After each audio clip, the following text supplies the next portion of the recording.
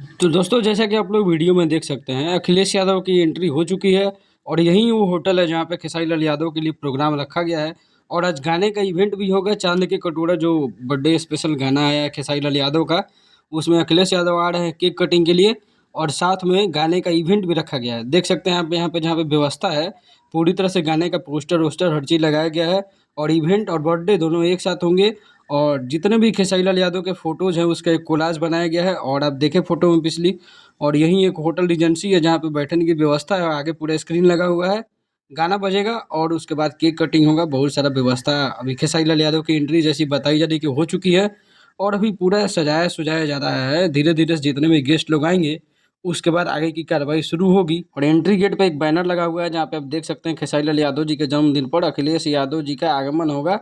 और वहीं जो है इसी बैनर से पता चल रहा है कि खेसारी लाल यादव के बर्थडे में अखिलेश यादव आएँगे।